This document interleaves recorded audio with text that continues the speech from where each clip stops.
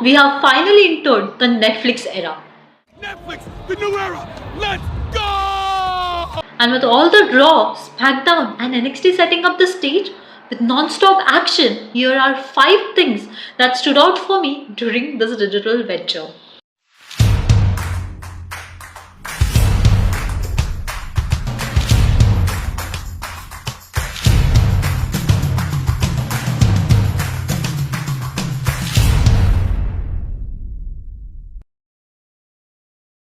When the WWE Netflix deal was initially announced last January, many questioned the streaming platform's ability to handle the live event format.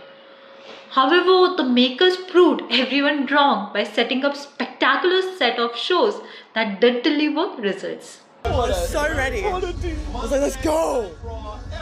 What especially stood out for me was the overall lighting and ambience of all the arenas. Please welcome John Cena! Especially Raw, as before it was a tad bit bright, but now with the lights focusing only on the action happening in the ring, there is dark tone around it which elevates the action even further. I think this was picture perfect for those watching it live digitally, as it automatically changes the landscape of action on television. The way Triple H announced the Netflix era and got the curtains rolling was pure goosebumps. The entire narration of the face and the hill, the way each era was introduced with its champions and finally completing it with our favorite superstars painted around the ring was mind blowing.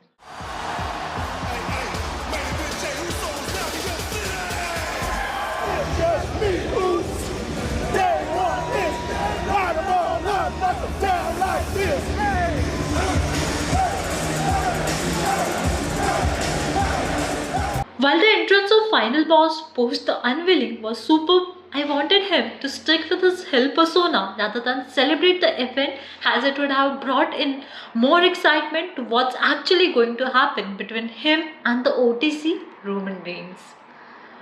Because there is definitely some hate that fans are eagerly waiting to unfold come WrestleMania. The first episode of the new era attracted 4.9 million views worldwide, which is definitely a standout, especially when it also surpassed every other Monday Night Raw broadcast in the past 5 years. This, coupled with the matches on the card, really makes the event something to remember for years to come. The tribal combat between Solo and Reigns, the title match between Liv and Rhea, and the main event between CM Punk and Seth Rollins were definitely a win.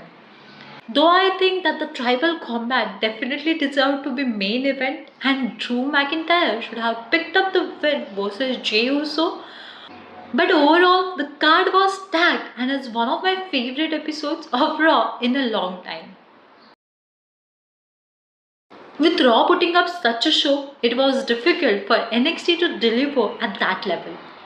But in my opinion, NXT is the best show WWE has at the current moment.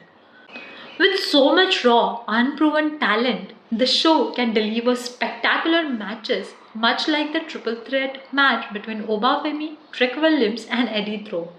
With Eva on the helm, I love the direction the show is going, and I am excited for what's to come on Vengeance Day coming February 15th. With 2 spectacular shows last week, one show that generally let me down was SmackDown. Now we knew things were going to slow down when the authority announced a 3-hour show segment.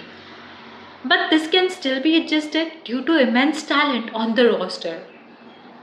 However, with lack of tag team directions and Kevin Owens and Cody Rhodes trading punches every single moment, I felt the matches overall felt underwhelming. I did love the Fatal 4-Way Women's #1 contender match, and I think Triple H should really focus on developing the tag and the women's division for SmackDown. That will help it stand out when compared to the other promotions. I don't want to bother you. I just want to say good luck. Do your thing. Do your thing. Thank you for everything you do. Yeah. All right. Thanks for carrying the company. Well, those are the things that really stood out for me in the first edition of WWE on Netflix.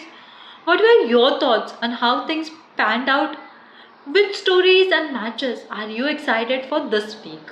Let me know in the comments below. Until next time, this is Movie Medusa signing off.